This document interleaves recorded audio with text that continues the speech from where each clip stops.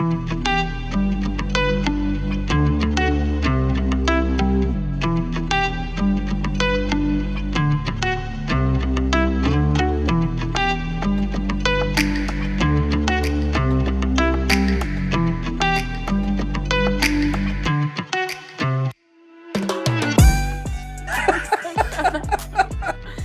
didn't think about this. So Dylan's fighting elephants. That's what we'll go with today. Andrew, I guess, is hiding from squirrels. Like, I don't know where to say that Andrew is. I feel like I can't come up with the good stuff like he would. I mean, I'll say what I said in the text. You know, we don't have 10,000 followers. We don't have a 200 miler under our belt, so he doesn't give a shit about talking to us. We get it. Yeah, Andrew, you don't give a shit about us. Yeah, we get it, Andrew. We'll see.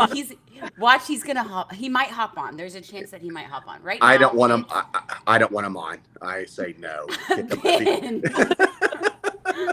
off his own podcast. Okay, so it's Stephanie that's co-hosting, and then we have Liesl Standish. We've had her on before. Yeah. Hi. And then Big Bridgeman, who now is calling the shots for us. I'm the co-host. Come on. Okay, so we're starting with we're talking about my Colorado race. I want to say that I picked my original one was I was originally going to pick Ring of Springs. Mm-hmm. Ben, we talked about this, and then what happened was they didn't cancel. They quit putting on the 100-miler. Mm-hmm. So when I found that out sometime last year, I was like, okay, pivot. Actually, I switched in December because I was going to do the Great New York, which I did not get in. So I was like, okay, let me pivot. I talked to Regina, and I was like, it was between this and the Wyoming, and a Wyoming race, I think. And I was like, do you think I can do a race 3 weeks after Cruel Jewel? And Regina is down for anything. She's like, girl, you can do this. So, I mean, I literally sent her a side-by-side comparison of like 2 different races that I was going to switch for the month of June. So I went with, it's called the Great Divide. And the reason I chose this one is because it is relatively low altitude compared to other Colorado races. So I don't want to say this was easy. I don't want to dismiss what it was, but compared to other options in Colorado, it was 15-mile loops, which I feel like is safe, especially if you're doing something in like everything was the lowest. I need to look at the elevation range. It was like 9,200 to like it stayed. It was above 9, but not much. And the entire time. Yeah, right. It never got above. It never got to 10, and it never got below 9. Which I was surprised for as much because it was what 16.5 in climbing that there was that much climbing, but never to like drop that far or go that high. It's a lot of rolling hills. Mm-hmm. Right. And if you read the course description, it says smooth, non-technical. And I kept saying flat. Flat was not the right word, but smooth. Like this would be the perfect, this is my ideal course. It reminded me of Shippey. Mm-hmm. Like, you know how Shippey is just like rolling hills and runnable. So I feel like that's what it was, but it was just higher altitude. Now I'm going to go into a little background before we talk about like why I chose these 2 people. So, to pace. I say that. To pace. You're your pacing crew. To carry me through the middle of the night. It was horrible. We'll see what they say. We'll see how horrible they say it is. So I had done Cruel Jewel. I was totally prepared. Stair climbing, did all the things. I have a sticker chart to keep me accountable. Like I was on top of it. After Cruel Jewel, I was just like, my big scary thing was done. And this race had a 36-hour cutoff. It had like half the vert, like all these things that were going through my head. I did a little altitude mask training around the house. I took some Acclimate, which is something Chuck's wife Laura recommended as like an electrolyte that's supposed to help you adjust to the altitude. So I started doing that like 5 days. Help you early. acclimate. It's in the name. It is in the name. So, but I didn't do any like hard training, which I shouldn't have, because Cruel Jewel, I had 3 weeks between the 2. Now, I'm going to say what I did wrong was I had a lot of beer. Okay. I lived my life, and it messes with my sleep. So that's where I wasn't fully recovered. I feel like I could have recovered better. I don't think 3 weeks is ideal. but I could have recovered better. But in the same sentence, it's a season of life. It's like, and Liesl knows this because she's the one that taught me this. Like dry January, I was like, well, nobody needs to do dry January. Who cares?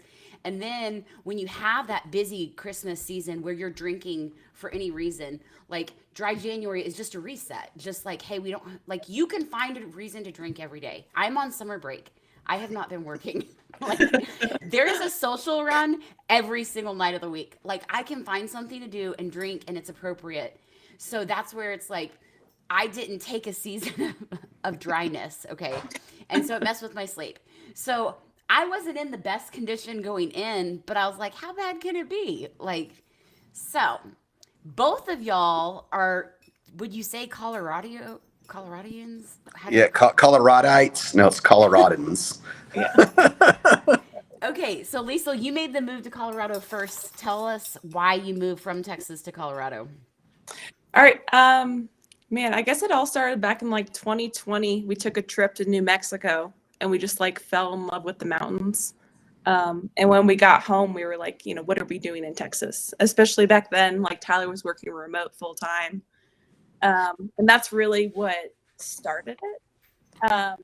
But we also kind of had to wait for his job to be good enough for him to pitch the idea to his like boss that we were going to do this. But yeah, the combination of like moving to the mountains, better schools for the kids, just better culture. There's so much. I hate the heat. So yeah, we just kind of had to wait until the right time for us to move. And yeah, it eventually happened last May in 2024. So. Okay, and what altitude are you currently living at?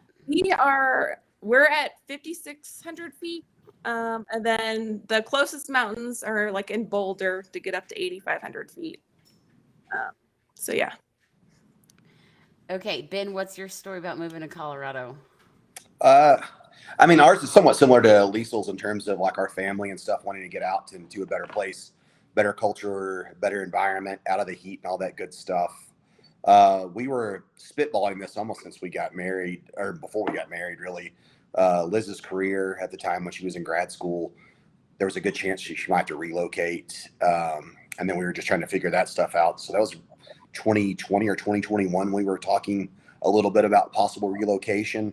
And then when she decided to change up a little bit career-wise, we still just like, once that seed had been planted and you start thinking about moving out of Texas, and like, I'd been there my entire life, she had not. She from Idaho and lived in Nevada and Pennsylvania and obviously Texas. And so she moved. She definitely wasn't afraid to like pull up her stakes and move. I would be more the one that was like, man, it's a lot to change up business-wise. My business is not a mobile business. It is, we do custom cabinets. It's a family business. Me and my brother own.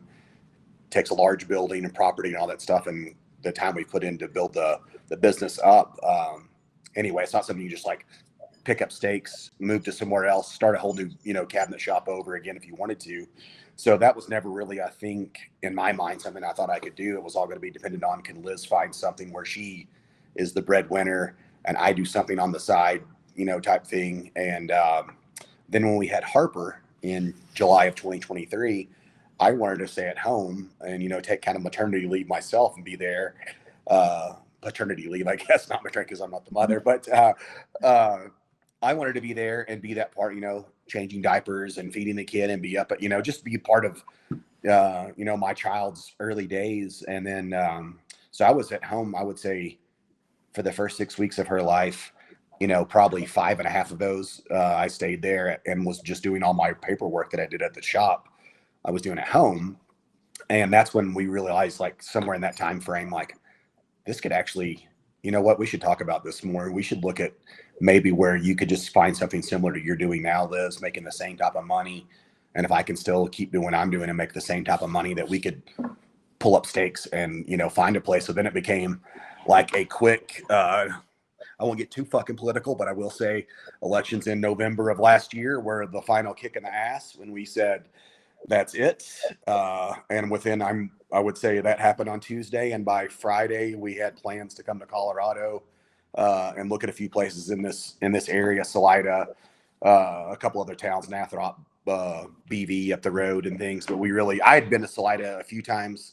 Liz had once, and once we came up here again, we realized it was the right place for Harper to grow up in and our future children. And it's been we've loved it. And the day we signed on our place here that we moved into, we saw a bunch of locals out with their kids. They go 4 days a week here. I don't know if that's the same way up there at Liesl for you guys, but no, around here it's 4 days a week. So a lot of the city is based on the town, I should say.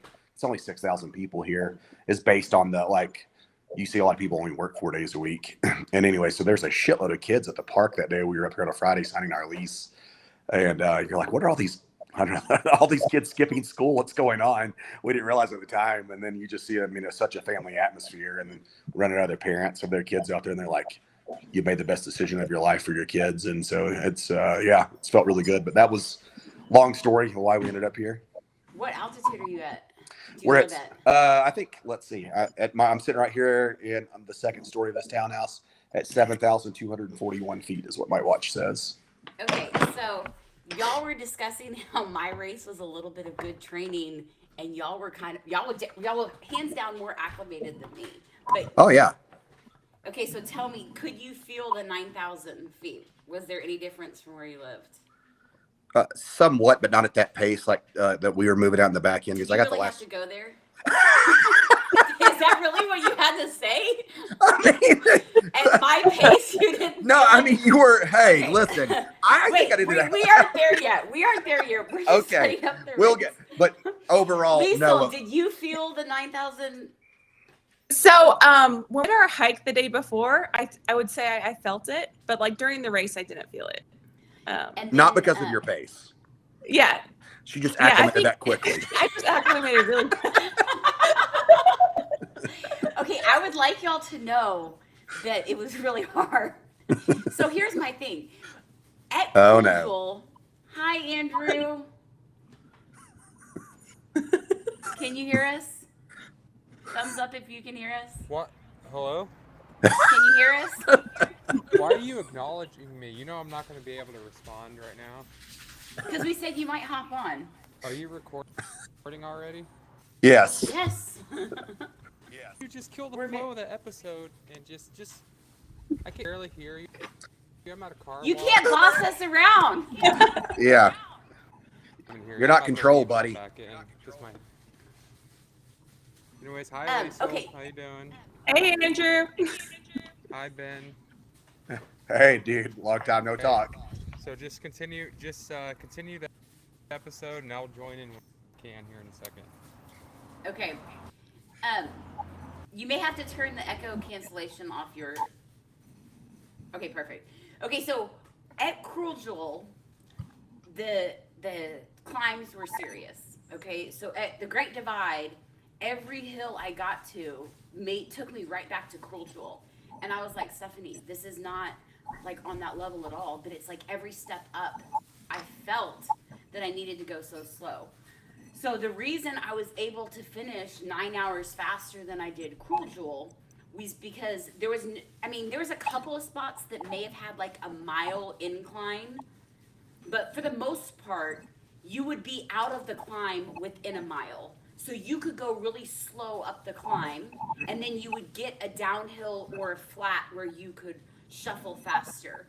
So my mile times were not as slow as Cruel Jewel, because there was no 4 miles at a 37-minute pace.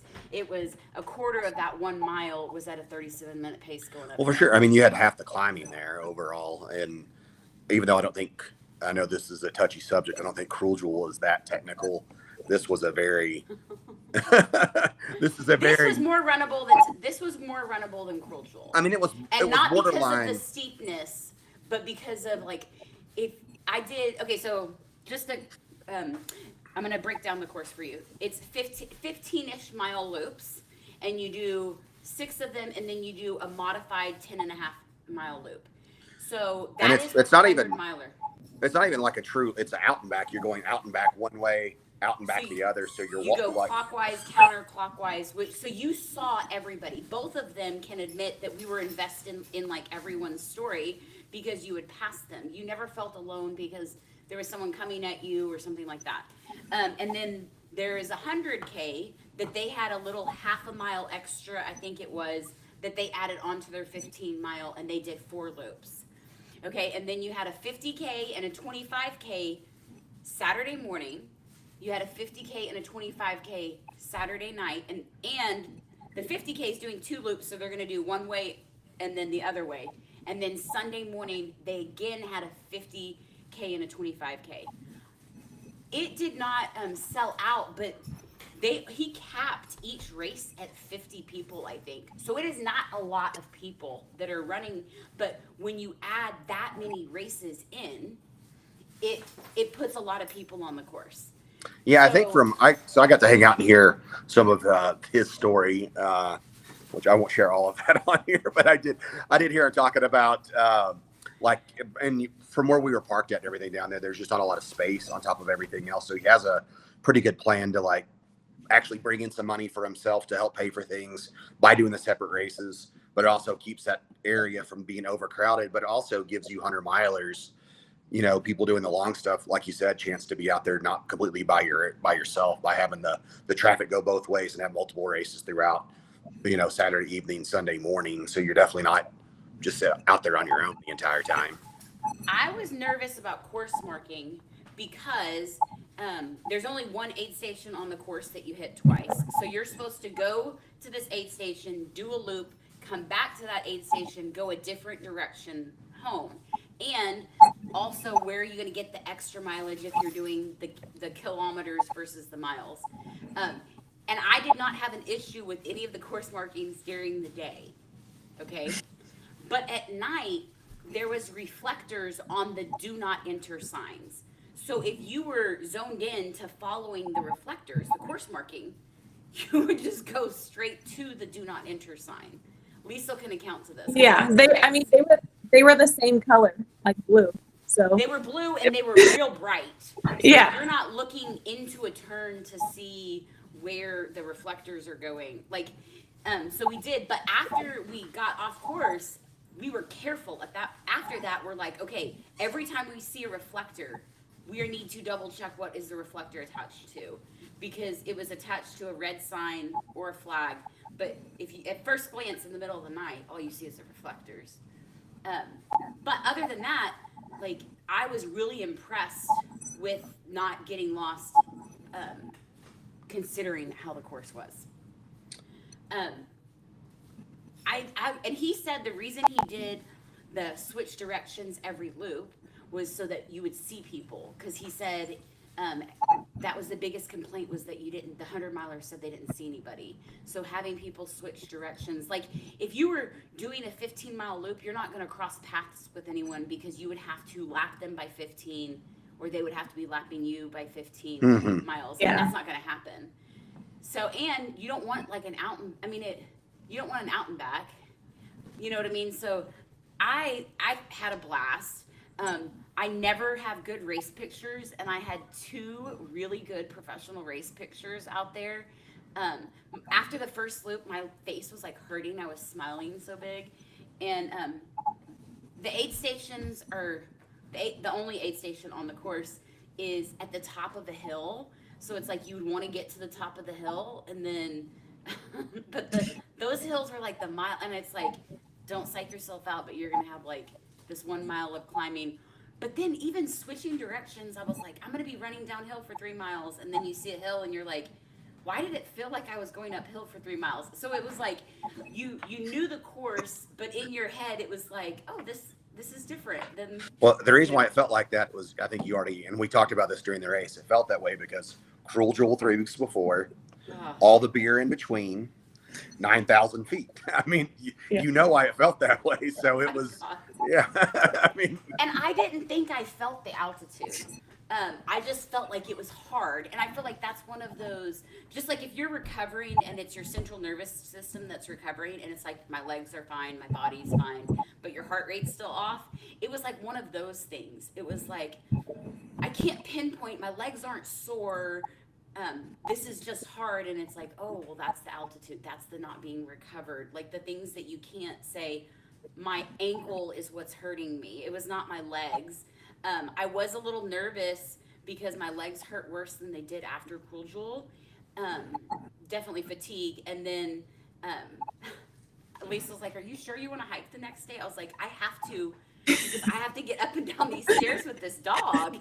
And like, I can't be walking gingerly." And we went for like a 5-mile hike, which was so much easier because we went down to the Garden of the Gods. Oh my God, those views. But that's at like 6,600 feet of gain, and I was, or at altitude, and I was like, I can breathe compared to like 9,000. Like, you're driving down, it feels different. But you can't really find a 100-miler in Colorado that's not at some altitude, some level of altitude. Oh, for sure. No, and I don't know if, like, I'm going to do Ultra Days, which is a short loop like it's just a timed race. I think that one sits around 7 or something, but it's not more of a traditional 100-mile race. I mean, everything else is all going to be up higher and harder for sure around here. Everything is, high lonesome, hard rock. You're a Leadville, whatever. I mean, all your big 100-mile races are, they like bragging about, you're at 10,000 feet the entire race or whatever. And I'm this not one, interested.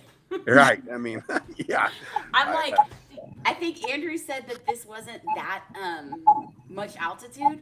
Okay, this is a lot for me. Like, so this is going to be my max. I mean, I may have one that goes up higher, but overall, it's going to be parts of it. You know what I mean? I'm not going to stay above. Yeah. No, that's the thing was definitely different about this one is how much you were stuck in the 9,000 range. Like, you never got to usually a race that's quote unquote, like, I'm doing Copper Kings, which you did last year.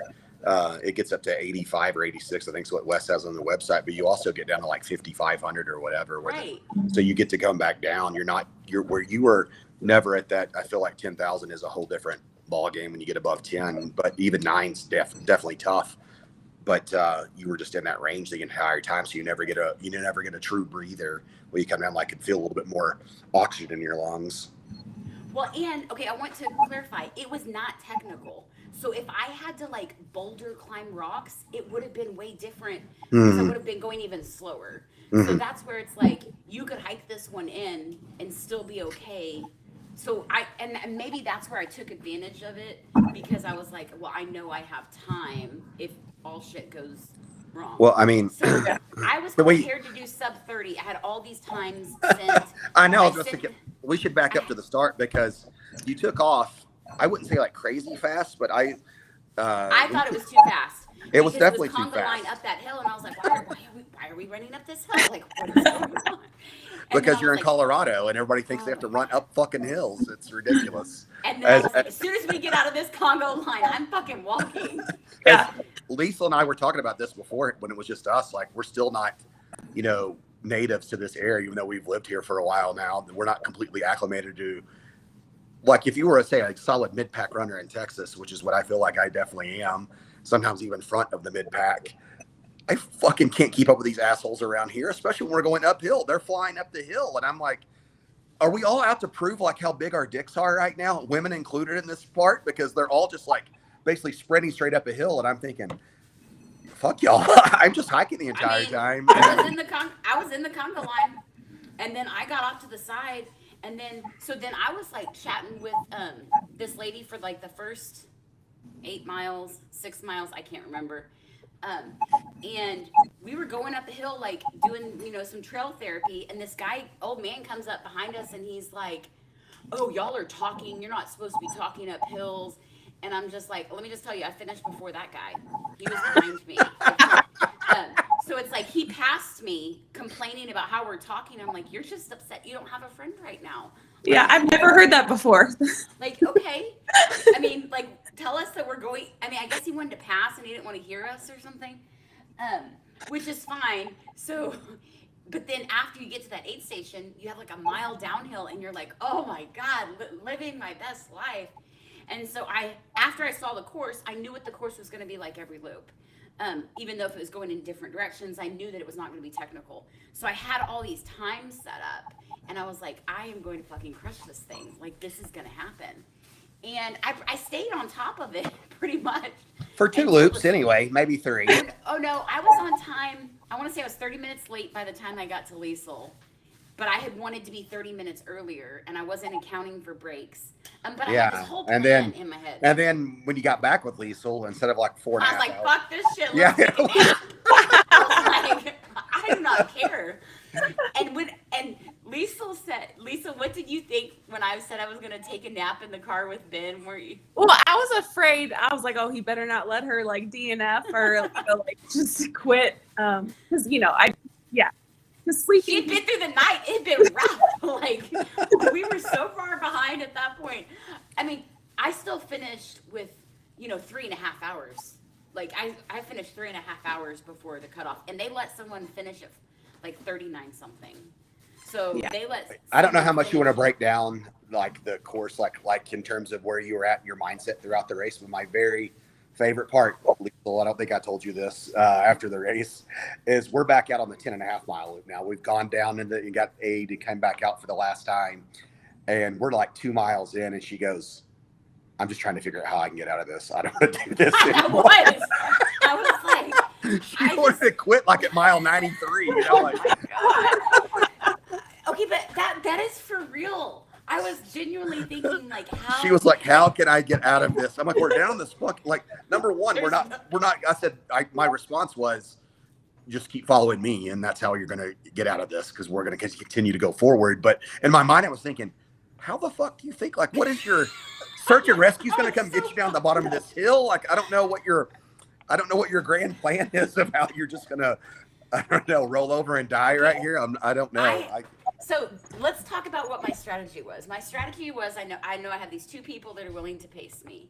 And I was like, I want to go into the night. Well, here's the thing. Since it started so early and the night doesn't hit till so late, I had to do a full 60 miles. Like, you could get a pacer at 45. Yeah, but you had to do 60. Yep. If you wanted any nighttime miles, like I was like, maybe they could meet me on the aid station on the course. And then it's like, no. Like, I had, maybe a couple hours of nighttime by myself, like less than that. But then, which I think was a smart move. So the first 2 loops, everything was good. The third loop, I go out with my AirPods, and it had not been charging, or it had been like using it even though it wasn't connected. I've never had this happen in a race ever. And so it's my AirPods are not going to last the whole loop. Well, I bought my GoPro, so I was like, good practice for Vermont. Let's just sit in this moment, and the place was beautiful. So I videotaped a whole bunch. I listened to my AirPods. I finally put them in, but it was still draining, so I was like, might as well put them in because they're going to die. And then the last little piece, the last 2 miles, like I listened to it out loud playing like a speaker. And anytime I passed someone, I was like, I am sorry, but I have to do this. Like, I just have to get through this loop. And then I'm like, I'm sorry, you're going to have to listen to my music because we're crossing, because you see people out there. So then after the third loop, I drop the GoPro. I'm going to pick up a headlamp. I switch AirPods. Let's go into the night. A little bit rough, into 60. And then when I get to Liesl, I'm like, oh my God, this is so hard. And can I say, as we were sitting in that parking lot, yeah, you're at mile 45, and your spirits were really high. You're talking about how beautiful it was. It was great. And I said, hey, I saw someone going back out with the Pacers. Do you want us? I don't mind. I was just coming off this angle, but I knew what you were moving at, what you want to do. And I knew you said it was non-technical. And I said, I don't mind doing, I can do what would end up being like 40 miles. I can definitely do that much if you want me to do it. And you're like, no, I want 9 miles and all to myself. And you're like, I'm Stephanie. I've got this shit, right? I'm She-Woman. Let's fucking go. And you're like living off the energy of Achilles Hill, the women empowerment movement you've got going on. Yes. And then when you came back in, you were like, fuck, it is so tough. Oh my like, God. Yeah. Because you're like trying, and I think what I kept struggling is why is this so hard? Like, oh, I know. I heard the question a lot, at least 100 times. So I started, there was a point where Ben was like, I'm fucking done with your shit. And I could like hear him, and I'm like, is this switchbacks? I hear him on the side, but he should be in front of me. So I just kept chanting to myself, like strong legs, because that's what I took from Cruel Jewel, was strong legs. And then I was like, strong lungs, because I'm breathing, strong heart. And then I was like, fuck, strong mind. Like and then I was like, strong body. So I kept saying strong legs, strong lungs, strong heart, strong mind, strong body. And I just like kept doing this like rotation. And it was actually, I had to think because I had to remember what order of like what organ I was talking about. And so, I mean, that's literally how I finished. It was just like, it was so hard. And literally this was pure mental. So there's 38 people that were signed up the night before. I don't know how many people started, but only 17 finished.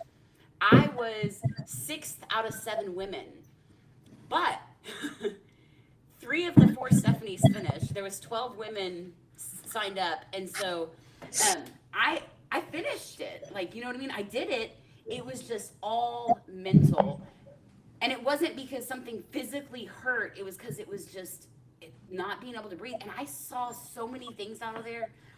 And that was the other thing. I don't think I ate right because it was hot during the day. It was all exposed. Let me just tell you, the only thing I went into this race was I had heat training. I was 100% acclimated. And that was bullshit because that 65 degrees fucking killed me out there. It's like, y'all don't have pollution. The sun just goes straight into your skin. Like, and Lisa kept saying, it's going to be hotter than you think. And I'm like, yes, 65 degrees. It's nothing. No, I mean, 75 degrees here feels damn near like 90 degrees in Texas in terms of because you don't have pollution. The heat. Well, you're up. You're closer to the sun. Yeah. That's so my heat training did not pay for anything. It didn't help at all. So I want to know, like, Liesl. So for my experience on my loops, we had a lot of complaining. We had a lot of why am I not good at this stuff? You know. Hey, but you said you were surprised I wasn't crying more. I know. I was a little kind of disappointed. Just bitching. Yeah, no, she was too much. Yeah, she's definitely bitching a lot. So was there? I know you're not the same talker that I am and the same shit talker. That's like Stephanie pretty much tells me going in, hey, let's talk some shit about some people. Shit talker, that's bullshit. Let's get So what was like for you? Was it quieter? Were y'all quiet? No, I mean, we had some quiet moments, but I feel like we talked a lot, but I feel like a lot of it was like complaining about the current political climate and stuff. So we're gonna so we got lost for a second, and when we got lost, I told Liesl, I said, I'm so thankful it's with you and not Ben, because Ben and I would be fighting right now. I don't know why, because we don't. Yeah. Anyway, I was so worried you were gonna be mean to me. Like, I had a video on my GoPro on my 3rd loop. Like, I'm not even picking Ben up for another 30 miles, and I was like, Ben's gonna be so mean to me because I'm glad you psychologically got. I'm only mean to you when it needs to happen to get your ass moving at times. But anyway, Liesl. So. And I wasn't moving. I feel like Stephanie, she was fine during our loop. Like, she seemed strong. I was worried that when we got us lost that you'd get mad at me. So I was like, oh no. There's nothing we could do. It's just like, let's just get back on course and what you should have done is mistake again. Should have called Will Bryant and said, hey, Will, talk to Stephanie about it's okay if your pacer gets you off course. Hey, his signs were manipulated. But overall, with that sign. Did y'all take any like sit down breaks? But not at aid station, not at the aid station. At the aid stations we did. Yeah, at aid stations I remember us like taking a break, but yeah, she would just like just stand and like take a break, and then like we kept getting these like little rocks in our shoes. Mm-hmm. So we like stopped to like get those out. Well, and before I went out with Liesl, I said, I'm not taking breaks at aid stations. That's what I fucking told her. And we took a break at both times we went to the aid station. Yeah, like 6 hours like, later. I'm a liar, and I don't even care. We're going to sit a moment. You know what I was most upset about, Stephanie, is I had not brought extra batteries for my headlamp, so I checked my headlamp before we were getting lunch, and I thought, you know, from what pace you're moving at, what your pace, what you think you're going to be at, I'm going to probably start at around 3 a.m. So I need to make sure I've got. Yeah, exactly. So I'm sitting there, you know, I even woke up. I finally dozed off in your car, and I made sure I'm like, oh yeah, I'll break out these batteries, get the headlamp ready at 2:45. I change out, I'm ready to go. And then I'm just sitting in the car waiting and waiting and waiting. How about 6 a.m.? Yeah, it was. That sun was nice and bright by the time we like started climbing up out of the. You're like, I'm not even taking a headlamp. I'm like, we have 15 more minutes. You're like, I'm not fucking carrying a headlamp for 15 minutes. Yeah, I'm not carrying a headlamp, and also I didn't want to stay at the time because I was trying not to make you more dejected. But we're also moving at basically a 20-minute pace. I think I can probably make sure I'm not going to trip over any big rocks or anything. It was like a full moon too, so that I think It was beautiful. It was really bright out there, but yeah, the moon hits different in Colorado than in Texas. Yeah, well, I mean, also you're at a place where you're away from the city, so you don't have any like much light pollution, so you can see the stars and the moon and everything much more clear. But yeah, I mean, the difference between me and you, Liesl, when you hand her off to me at this point, we've hit a low. We're now, thinking that we're going to finish, but it's going to be much harder. But we really start off on our loop, so it's the final 15-mile loops when we start going back out where you guys had came in. And hello, Lola. Anyways, so we go out there, and she's, I mean, it doesn't take long for the bitch in the start where we're just like, she's talking about where you guys got lost and things I should watch for. And, I've got it. We're on it. And so the sun will be up, so that'll make a difference. And, we're just, getting the motion about talking about life, but she's just talking about the first time of at least 100 times here. I don't know why it's so hard. This is harder than Cruel Jewel. This is so hard. And that's how that loop starts, like almost the entire time. When I'm like, and I keep on trying to say to her, well, part of the reason why it's harder than Cruel Jewel is because you just did Cruel Jewel, right? Like you've never done these races this close to 100 milers this close together. You have more common sense than me or Chuck or some of these other idiots like doing these shit so closely together. And you also did your hardest 100 miler 3 weeks ago. So now you're doing your closest 100 milers ever together, but the one you did previously was your hardest 100 miler. So of course it's going to be fucking tough. And but I'd said that to her like right off the bat, and she's like, yeah. And then 2 minutes later, God, this is so much harder than Cruel Jewel. Why is this harder than Cruel Jewel? And I know at this point she's been up 24 plus hours, and we're just trying to roll with the punches. But we get to, I don't know, what did she complain about climbing up to the aid station? Like how long? No, I don't think so. But she did. Whenever she said it was hard. Like I almost didn't believe her because she was just moving well. Like right. So, like you're moving fine. Like especially because I think she said it each loop I saw her. I'm like, Stephanie, you're doing great. Like right. So it was kind of funny. Yeah, no, that's what. Well, she was that. I would say all the way to the aid station is where we finally, when we got there, because on that backside, either way, the climb to the aid station there is it's a fairly long climb. A mile and a quarter of a steady up. Like you get up, and you might hit a flat. That's a false flat. You're constantly like rolling up. The hills aren't like nothing. I don't even think they compare to Cruel Jewel. Like some of the climbs where you look at it and you're like, oh fuck, that is a serious climb.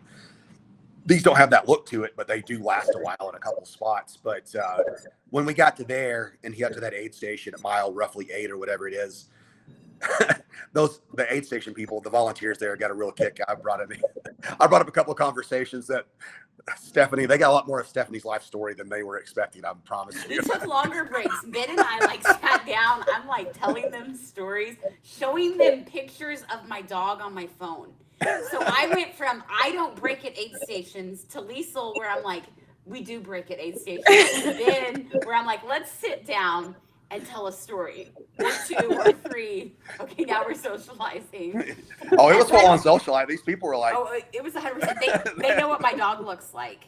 They know Stephanie's backstory a lot about it. They know about Jenny. I was telling them stories about Jenny Ashcroft. About her stories at Cruel Jewel. It was something. Yeah. So it was, it was survival. And by the time I got to Ben, I wasn't supposed to be in the sun that long. And I wanted to finish before the storm that hit at 1, that was supposed to hit at 1. But it was so hot. And Ben, once it started getting hot, he's like, okay, I see what you're talking about. The course is exposed. So that's the thing too, is if there was shade, it would have been different. But these hills, and then being exposed, and I put sunscreen on, and I remember this is where I was so thankful for it, and I'm going to remember this anytime I pay someone. Ben would literally take me shade tree to shade tree. even if it was like 0.02 further, it was like, just get to this shade tree. Okay, now Well, I mean, here, get to this one. it's But it was the only that, a quarter of a mile climb. So it's like, you can't do that at Cruel Jewel when you're doing that for 4 miles. But this was like, these climbs are, you're only doing this for so long. well, I mean, I would say experienced runner, know you well, know what clock we had. So then at this point, like, this was really on the back loop, Liesl, where we're now 10.5 miles or so to go, is where she really, like, by the time we're climbing up, you go down there by that little lake with around 2 miles left as you're coming to finish. It would have been the first 2 miles for you. Like when y'all come out of the park and you drop down, that's where we're going back up to finish our first loop together, the first 15 miles. She was struggling some there. But, we're talking like, hey, listen, we got to make this climb. What were the 2 signs, Stephanie, that we were looking for where it says no dogs or dog must be on leash or something like that? No pets allowed or something. No like pet. that. Yeah. Where she knew those signs and she was like, I need to see both of them. she see the first one and she goes, we see that second fucking sign. We're almost out of this son of a bitch, We're talking like, and so we're looking for that second sign, we get up and she's, oh, these stupid switchbacks. God, there's like 2 miles of switchbacks. Like it's like a half mile, maybe. Like they were like, we'll be okay.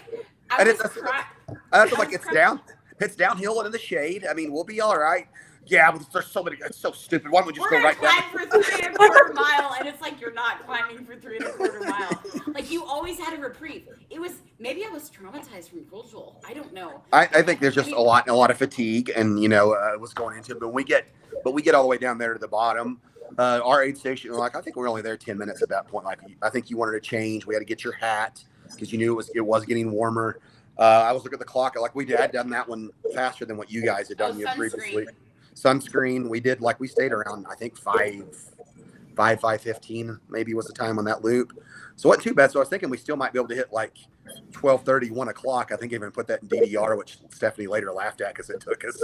The 10.5 mile loop almost took as long as the 15-mile loop. It was, like I said, because I was trying to find a way out of it. That's right. Yeah, seriously. So when we start going down right there, and that's when, that's where we have some video too. We talked about what was carrying you through this, and something that was very hard. Because people are saying that balls are hard, but let's think about the female body organ that takes a lot more than just a little tap to be hurt. So I was like, why are we saying you've got balls to do something? You should say that you've got a rock hard pussy. Like that shit takes some stuff. And then I made her. They birth children. You tap a ball, they're bent over. It takes stuff. So I'm like, it's not that I have balls to do this. She has a pussy to do this, a rock hard pussy. Yeah. She shouted it. I got her to break it up. I said, how are you doing this? And she shouts in the middle of the woods, rock hard pussy. And then there's like, and then I was like, I took a pounding. Yeah. And then we run across this old couple that are now scared. They've never heard these words in their life. Do you remember that? What about that one hill? We called it the Jesus fucking Christ hill. Okay. She did. Okay. I have more respect. First of all, I can't even see Ben. The hill's not that far, but he's all the way up. And I was doing my pathfinding. And then I get there, and he's right there with tourists, people hiking it. And I'm like, oh my God, did they hear me scream this? So then we knew we had to go up that hill again. I mean, it was just, and they weren't even that bad. I want you to clarify. Poor hills were worse. But they definitely were, but that's why you talked about what I was doing. So beforehand on the 15-mile loop, she wanted to talk a lot, and she got me in front, and I was just setting the pace in front of her a little bit, and I was making sure that we were close together. We could always, if I started talking and she fell back a little bit, I knew that if I don't hear her, I need to slow down.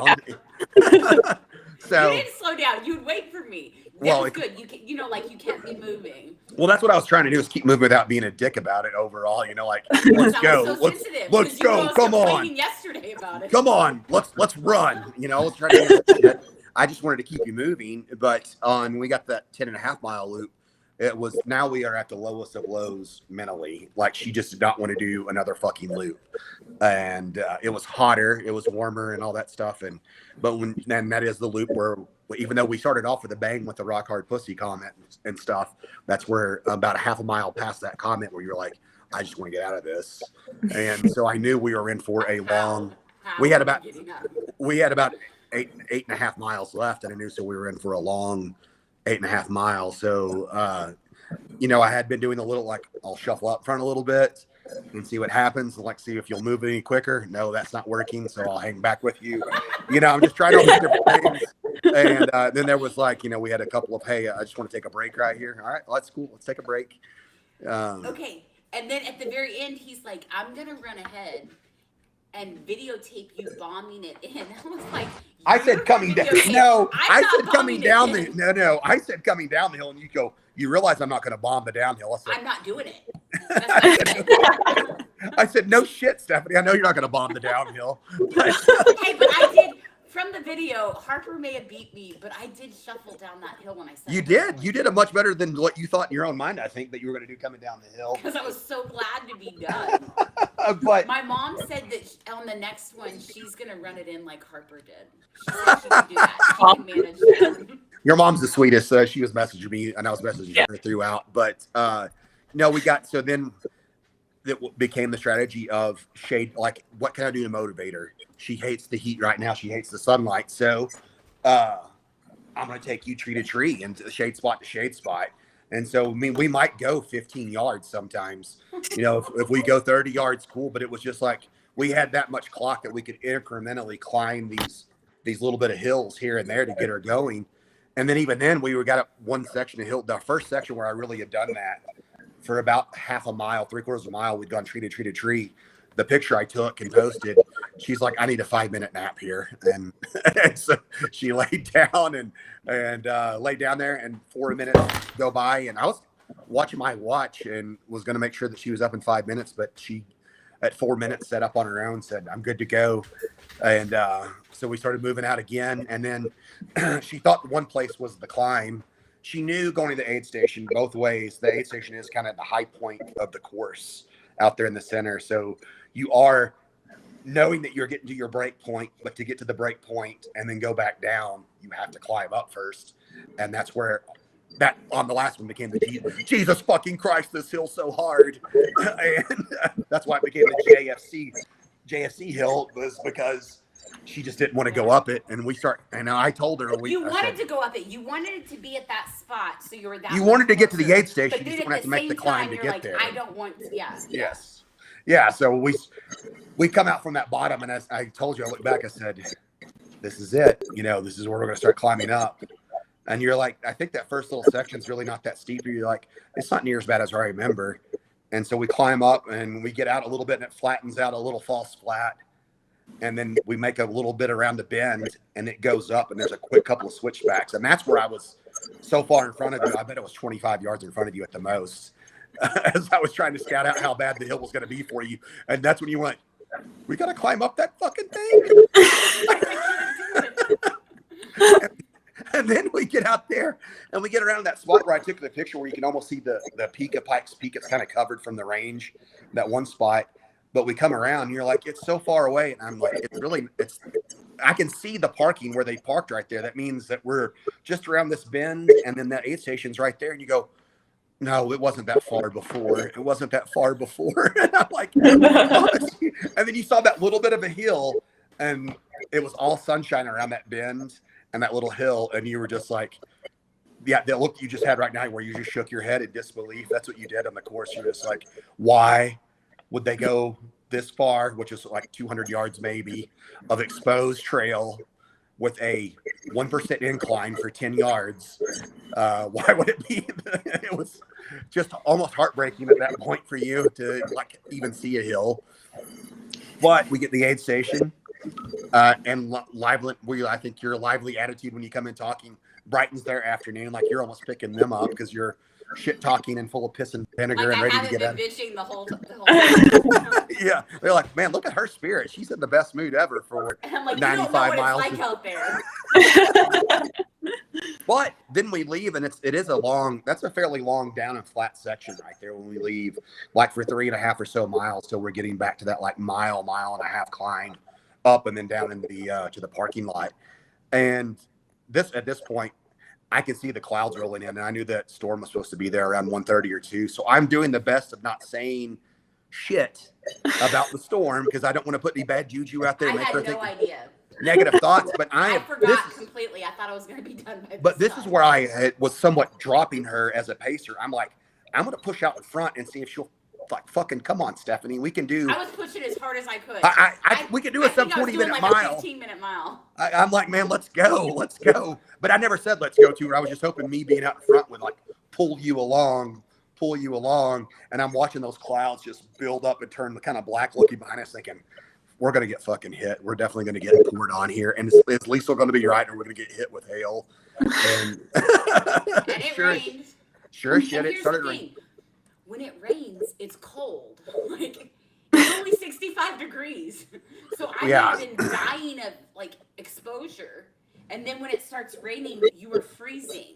That's what real exposure is. You got the exposure on both ends. She was going to freeze it at 65 degrees. And then I was like, and there was 2 miles left. That was it. There was 2 miles. And I'm like, catch Ben. And I am just moving as fast as I can. And then we go to this like little tree and we're going to hide under the tree. Well, I knew you were exhausted at that point. I could see it coming in. I'd gotten in there. So I was trying to get to the part where I was hoping we get in the woods. It wouldn't be as, we wouldn't be getting soaked as bad. And it just started hailing and like it wasn't big hail. It was like twice the size of your like an average sleet pellet that we would get. But in my experience, when I've been up kind of in the mountains, if it's ever hailed on me before, it's kind of fat and it's soft. This was not soft hail. This was stinging. Like it sucked to begin. To be honest with and you, we had no jackets. Yeah, we were. We had nothing because it was hot. Yeah. It was the middle of the day. But then I was like, that's why I was trying to holler. It was so loud. It was pouring down so hard at the time. I was trying to yell back. You said, Liesl's right. That fucking bitch. It's hailing. But Stephanie thought that nothing was funny at this moment. Everything sucked. And, but then I was waiting for you at that tree spot because I knew you were exhausted because it was the fastest you had moved in, probably 20 miles. That was the truth. So I was like, do you want to stop and wait? And you were like, I'm so fucking cold. I'm like, well, the only way to stay warm is yes, let's keep moving. So, we kept plodding along, but that was like, I feel like that. It stopped raining. Like it didn't rain for that long, but 10 minutes, maybe 15 minutes. I was like, what a big fuck you. Like, it was one more. Like, go back where you came from. I think that's the last video I took. I don't remember if I sent this to you or Andrew or not, but it was like one final fuck you to Stephanie here. That little hail and rain at the end. And all I could think was, bitch, if you were faster, we would be in the car, or we would be in the Airbnb. Shit, we'd be at the bar. Come on, let's go. We wouldn't even be like out in the elements. And there's so many races I finished, and then as I'm driving out, it's raining, and I'm like, oh, anybody that wasn't fast, that was even slightly slower is caught in it. And that was now you got it. Yeah. Well, and while this is also going on, so Liz and you all know this, Liz and Harper and the dogs. That I thought about Liz a whole lot on that last loop because I was like, she's waiting on me. Yeah, she's down there. And she's I waiting. I was going to be done she's by waiting, noon. And she's got. And then I'm like, how about 2:30? How do you feel about 2:30? Yeah, but I told her early on I thought it'd be 1 o'clock, 1:30, and then it came 2, and then it was getting close to 2, and that was when the rain was going on, and so she has both of our dogs, Achilles and Poppy, and Harper with her, and Harper's at the age of she just wants to run around everywhere, and the dogs are similar that way too, but Achilles is scared of the storm, so it's thundering. And then all that stuff. And so she's like texting me, hey, how much longer is this going to be? And I'm like, I don't know. I felt so bad because I was like, I can't move any faster. I'm like, it's only a mile. We only have a mile and a half. We only have a mile and a half to go, but it might be 2 hours. I really don't fucking know how long it's going to be. You're like, this bitch just took a 10-minute, chat at the aid station. Yeah. No, it was all good, but it was like that was going through my mind too. So I'm like, I just told her she ended up throwing the dogs in the truck and that chilled Achilles out. And then by the time we get to the top of the hill where I told you I'm going to go down and get in front of you and make sure that I want to get your video coming to the finish line, the sun was back out. Like the sun was completely back out. It was nice and warm.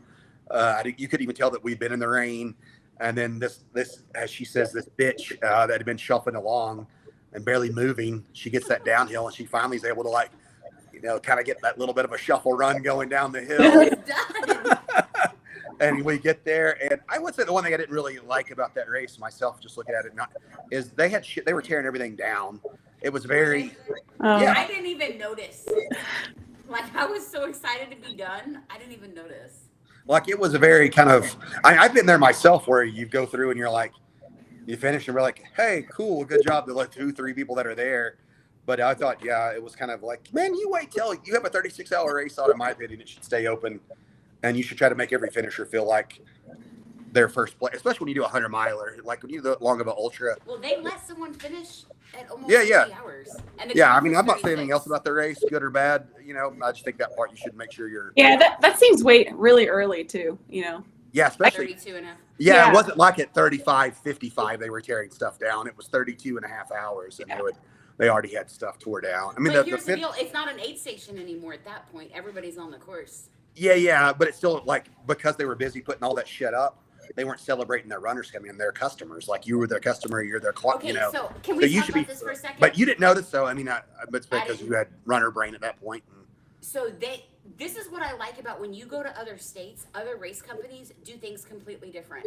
There was no tracking at all. So if you finished the loop, you did. If you didn't, like they didn't care. And if you're doing the kilometers versus the miles, nobody's monitoring whether you do that extra section. And so when you come in, you ring the bell to say that you have done a loop, and then you go back out the opposite direction. Now, he said, do not ask me what mile you are at. It is your job to keep track of your loops.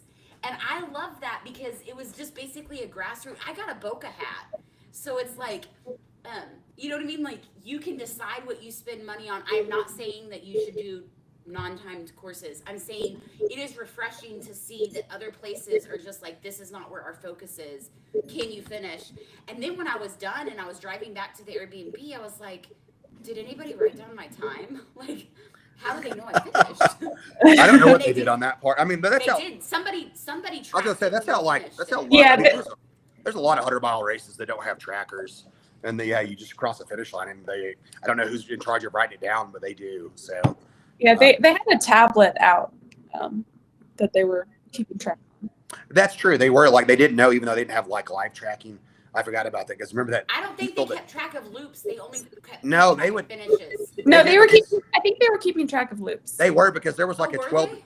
There was Yeah. like a 12-year-old kid that was in charge of it overnight. Like after some people may have had too much to drink and were no longer out and hanging out there. Because that's a grassroots race right there. It's so grassroots that somebody's kid was out there. Like there was a woman out there that was, I would say 35, 40 years old, and she's like asking this kid, hey, so that just came in there, what do we do? And she like, that kid went over there. Me and Liesl were over there because there was a fire right there. It was kind of cool. And we were sitting there by the propane heater thing, and we see this little kid like go grab the tablet. Yeah, this is what you do, and put in her time and what she had just done for that loop. And then like she was like, oh, okay, thanks. And he was kind of in charge of charge at that point. Future race director right there. Yes. It might have been the RD's kid. I don't know. But Yeah. He's definitely seemed like he knew what was up. Okay, and weather-wise, Liesl, what do you think? It started in the 40s or 30s? It was in the 30s, like high 30s. So that's what we started in. And then I want to say overnight it got to the 40s. It wasn't as cold into the night. And then maybe high of 65s. Like it felt way hotter, but so. Did you put sleeves on overnight? Did you ever put sleeves on? Me and Liesl were cold. Well, I knew Liesl we were was sitting in the more parking. cold than me, but Well, we were sitting in the parking lot, not moving. It was cool, but I didn't know I couldn't remember if you put stuff on overnight because I knew when we went out that next at 6 a.m., 5:45, whatever it was. I think we were back into a short sleeve T-shirt at that point. Well, I also would like to say when you're on the mountains, one side of the mountain might be cold and the other side might not, depending on. It's dry air. Yeah, no, that's what we. It hit cold pockets.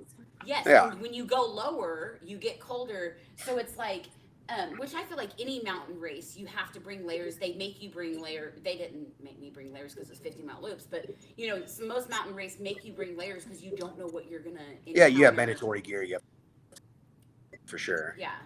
Yeah, whatever. Keep yourself dry if you were to get into bad weather. But yeah, y'all's that area there. Yeah, you're not very far away from.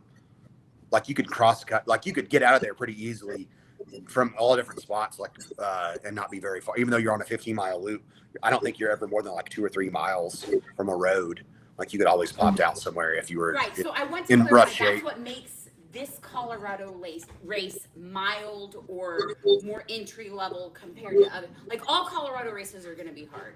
This one was hard. I'm not saying it wasn't hard, but this is where it makes it like safer compared to like if you're worried altitude is going to hit you wrong. Like you have Like a home base.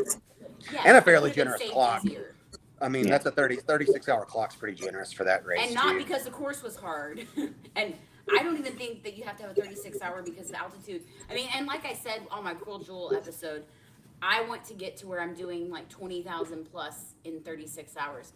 So here's, my new thoughts or my new thing to wrap my head around is I feel like 16,000 feet of vert is not that much, but I feel like more than 20,000 is like unheard of and I can't do. So it's like, I don't know why. But you just did 30,000. 4,000.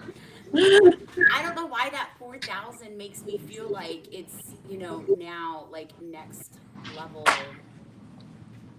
I don't know. We'll see. I mean, so what do you think about going into, because you're going to do Spirit of Silamo with us next year or this December, and that Okay, is. see, but that's a completely different ballgame. No I know, altitude. it's- It has vert, but Yeah. what gets me on that is technical. I am not a fast runner on technical. That's something I need to work on.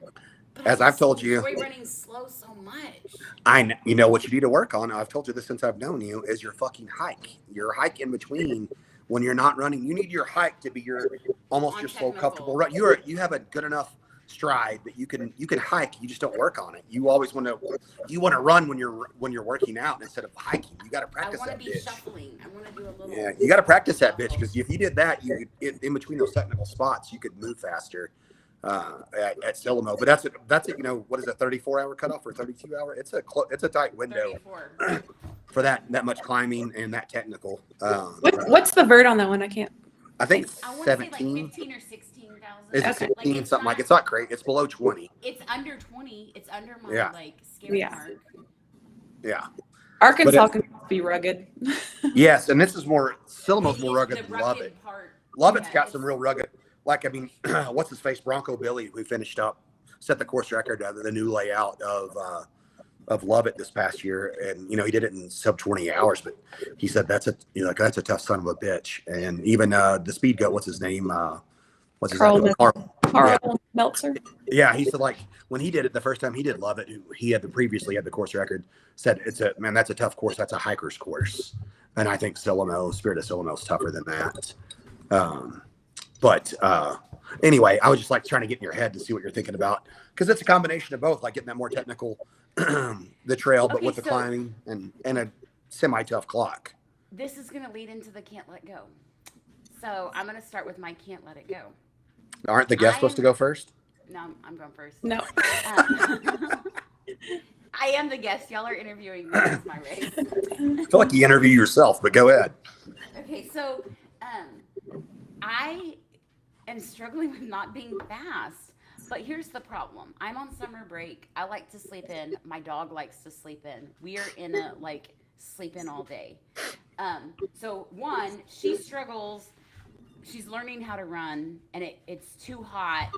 And last weekend, I tried to take her out on a run really early in the morning, and she just didn't do well. And so I'm not motivated to get up early and have a shitty run with her. So I say Blame it on the dog. And so I blame it. We sleep all day. All I do all day is take pictures of my dog sleeping, and then and we eat, and then in the afternoon I decide to get up and go run, which you cannot run on the road. Like I ran this morning on the road at 8 a.m. and it was way too hot, so I can't run on the road at all. So I'm running on trail. And I'm just not that fast. I mean, it's 90 degrees, and that's why I keep telling myself, the weather's not good. But then I'm like, when are we going to learn to be fast? And I'm like, not today. And so this heat is, rough because you can't run on the road in this temperature. You have to run in the shade. So I feel like this morning at 8 a.m. was worse than my 2 p.m. run yesterday on the trail because shade makes a huge difference and dirt makes a huge difference. So I just got to learn that's I think my goal is to learn how to be faster, but on technical. So I don't know if that means I do speed work. I'm gonna have to do speed work, but So how how, do you do like, that for quick technical? quick question is, how would Okay, you, like, if you were a road runner, how would you learn to get faster? What would you do speed work on? speed work. Oh, so I Right. need to do speed work on something technical. But you would do also short sections of speed work, right? Like you wouldn't It's do, like Okay. strides on trail. right. So you do a small section of technical and you do it fast. And you practice that, like you do repeats on a technical section quickly as your speed work. Like you can find a quarter mile, half mile section of, go to Sampson, go to, I don't even know what's the most technical part of North Shore, but find something like that you can get on. Don't go to Horseshoe for this, obviously. Horseshoe's no good for that. But you I'm need to gonna do this tomorrow do it. And like, that's at what I would, CRP. yes, that's what my Yeah, suggestion I would would be. just, like if it was me, I would start off like something simple, just like 6 by 30 seconds fast, I can Mhm. do 30 seconds, Like, right? I can do yeah, 30 seconds. and that's like, Yes. yeah. But that's so- how you do it. It's like learning to pick your feet up quicker, looking, Yeah. you can't be distracted by it. If you're trying to move faster on something technical, obviously you have to have your head down and your feet up. But yeah, you got it. And then the part after that is like learning to recover and keep moving after that. Like if you want to move fast, you get out of the fast section, then you get to easy section. Do you still move fast? Yes. Do you slow down, recover? Like, and then you try to like learn, you got to find your own way through it because it's not the same for everybody. Some people want to take the technical section, a little bit more even, and then they hit the easy section. And that's where they go faster. But still, like, whether you're hiking it or running it, you've got to learn, you've got to practice it. You're not going to be able to go faster on it until you're doing more, but you do need to do it, treat it as speed work. Don't go out and do a 15-mile run and say, well, I'm going to do my, I'm speed working through the technical section, pick a technical section and do speed work like if you were doing a track workout for your speed work for a road race. That's And maybe that's the problem. my The advice. work I've done on the track has been like half a mile at a time, and I need to just focus on 30 seconds. Yeah, Just exactly. some footwork. Yes. Okay, I can do this. This Yep. is on my plate. Yeah, and then like as you get stronger, you can always increase the time. Exactly. Like 40, 45 seconds or a minute. Like, but you're starting off, and now you want to Yeah. extend it out. Absolutely. Then at some point, like you're doing a 5K as quote unquote speed work on the trail. Like you want to do a 3-mile run of speed work, and then you want to do like a half marathon where you're doing speed work in between. So it's like an interval of speed work in the technical section, not going as fast for a while and recovering, and then hopefully hit another technical section, and then that should transfer into your long ultra. That's how I've done it. I mean, I've got 6 months to figure this And also, out, Yeah. but I'm writing this down. And like one nice thing about doing speed work on trail is like, who cares what the pace is? Just like work hard for that 30 seconds, Right, it's just Right. training my body that I can get my heart rate up just a little bit. And that was the Yeah. other thing. Liesl and I did like a whole heart rate analysis the next day or that night. I don't remember. And I compared my heart rate to Cruel Jewel. And my heart rate for Cruel Jewel was 121 average, 179 max. For the Great Divide, my average was 125, but still 179 max. So my heart rate, but I was going faster than I was at Cruel Jewel. And it was, so, I was pretty proud of that.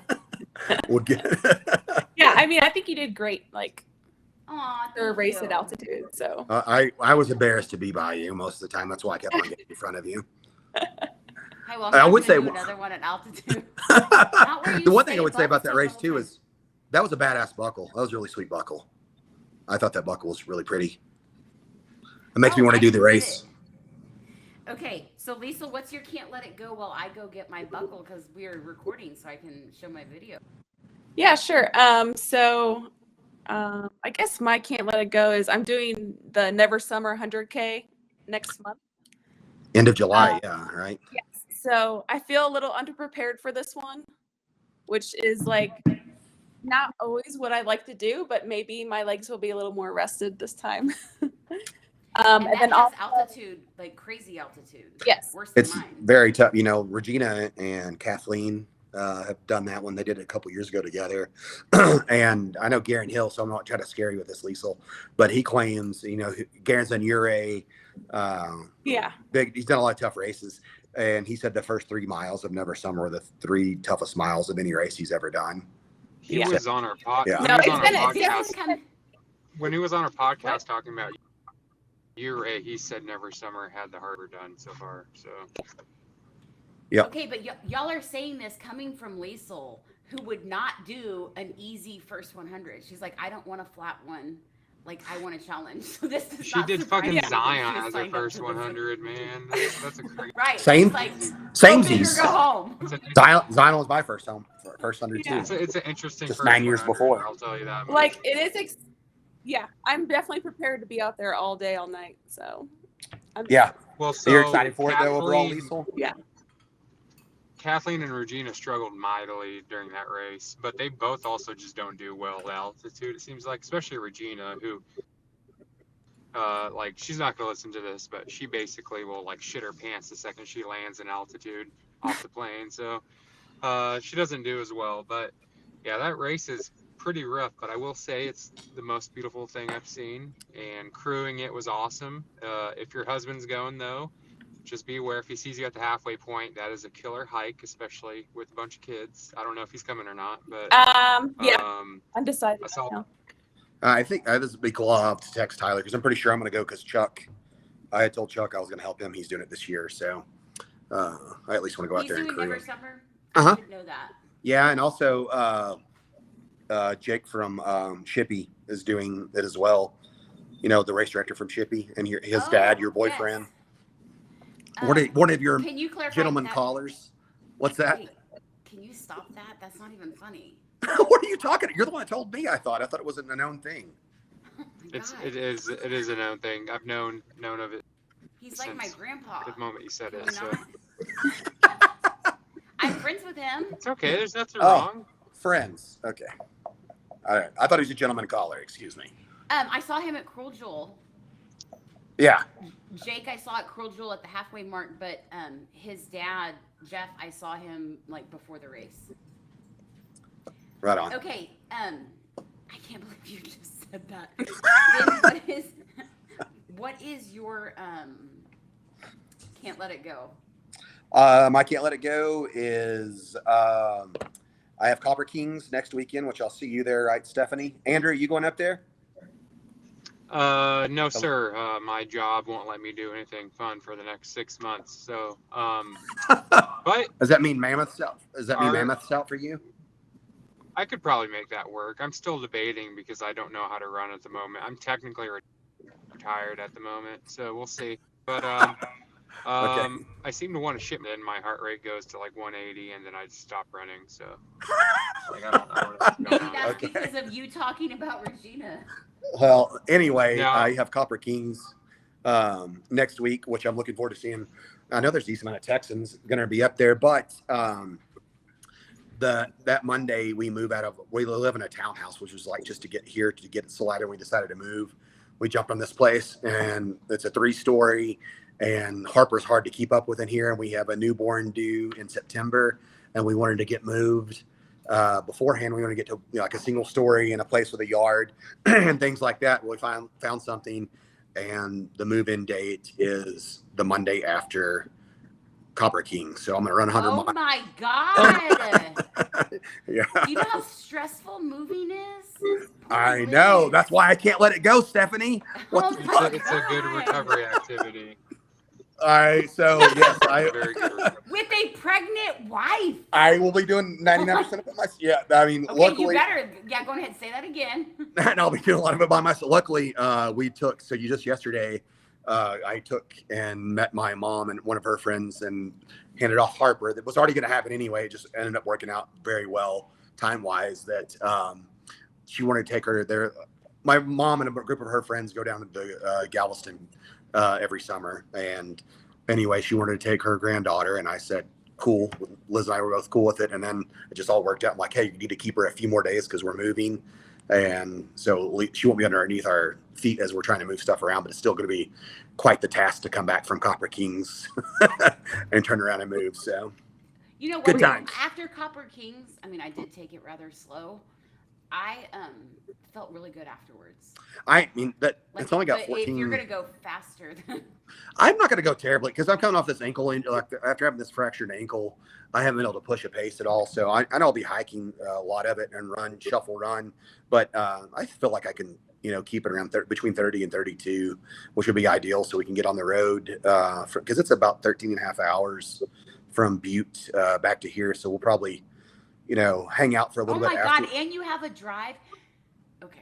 So we finished, but it is a Friday race. Yeah, he's so not moving. Friday You'll race. finish, and it's a He's not Friday moving 4 Monday. a.m. No. start. Yeah. Yeah. So I'll finish. It's not happening. I think no later than noon. Ideally, no later than noon. On Saturday. On Saturday, hang out, shoot the shit, drive 5-6 hours back. Saturday, get up Sunday morning, finish the drive. Get up Monday morning. Liz goes to work, and I start moving a bunch of shit. That's the plan. I will pray for you. That's what I'm asking for. We're gonna have to Thoughts do and a well check on Ben. prayers. Yes. No, I'm doing the well check on Liz. Yeah. And Listen, if you guys want to come by and help, I'm not saying I need it, but I mean, I also, if you just want to come by and hang out and, buy me some beers or something, I don't care. I might need it by Tuesday or something. Who the fuck You knows? think you're gonna be moved in by Tuesday? Oh yeah, I'll be close. I'm down for some hot I'm a fishing man. pizza. This is not my first rodeo. I'll be all right. After my first 100 miler, Zion, we flew back the next morning, it was a Friday race as well. Monday morning, I had to get up and go to work at normal time, and we had to install like this big ass house, like 3 trailer loads of cabinets. It was also in a 2-story house. I've done tougher. This will probably be equal to it, but it'll be up there in terms of like my toughest turnarounds from 100 miler. I'd rather run another 100 miler next week after Copper Kings than move, but it is what it is. I agree 100% because you can run a 100 miler within 2 days, but you cannot move within 2 days. Oh, I can move within 2 days. Now, as the other house can be set up, everything will be over there. Now, Oh my in terms God, of, I'm having like a little panic attack inside because moving is that stressful for me. oh God, no, it'll be all right. Well, I'm moving. Never mind. I'm gonna delete. I'm gonna just text you the comment I was gonna say. Okay, yeah, keep that. You've already said too many inappropriate. I don't say anything inappropriate. You're the one that said You said I PUSSY have first. gentleman collars. You said one. You Like, said I rock have hard even pussy one. earlier. I have 0. You said rock hard pussy earlier. Okay, let's talk about things that are appropriate. Jesus fucking Christ, appropriate. Stephanie has a gentleman collar, inappropriate. Exactly. No, I honestly, as much as I usually side with you, Stephanie, on everything, which we've never disagreed on anything, I gotta admit, I was gagged in my mouth a bit when he said this thing, and just the gentleman collar thing sounds, Why is that word? it just sounds. Why is the word pussy offensive? What should I say? Rock hard. It's not offensive. It's just the adjectives you used in the middle of a trail race. And the violence. And then the violence behind It's it. Like, probably there's a lot of. endured a lot for 100 Okay. miles. We'll find a better word. Andrew, what is your can't let it go? Fucking can't look happy. I just listened. But I really don't have one right now. I can't really run. I just can't really run still, which is fine. I'm probably dying or something, which is cool, I guess. It's my time. It's my time to go. But yeah, it was cool seeing. It's cool seeing Liesl in a while. Ben is basically a guest host now. He's basically the co-host. I guess, so congratulations, We've talked Ben, about that. Yes. I put it on my resume. I'm gonna say something more appropriate. I just want to know, Liesl. Rock hard beaver. Okay. That's more. I know that somehow that's beaver sounds bestiality. worse than pussy. That's bestiality. rock hard We're not beaver. not doing that. Your hair is not well. Yeah, that's what we're kept going down with. there. It just has a worse connotation. Rock hard Get bits. some hygiene or something. Okay. Hey, how about this? That should be a poll for your audience. Throw it out there on the web or on your Our first socials poll. or whatever. Vagina. Yeah, exactly. What's a better way to phrase rock hard pussy? I'm asking ChatGPT. Oh God. I asked ChatGPT. Liesl's children listen to this podcast. You need to stop it. No, they don't. This is warning. Yeah. This is not Warning after we appropriate. said it. Yes. You're supposed to put the warning way before. Oh my All God, right, this is not. we're failing this is here. this. Liesl, Okay. I want to Okay, have my I said, Hold on. what's an go. alter? Wait, y'all have to. Okay, we already warned you. This is not appropriate.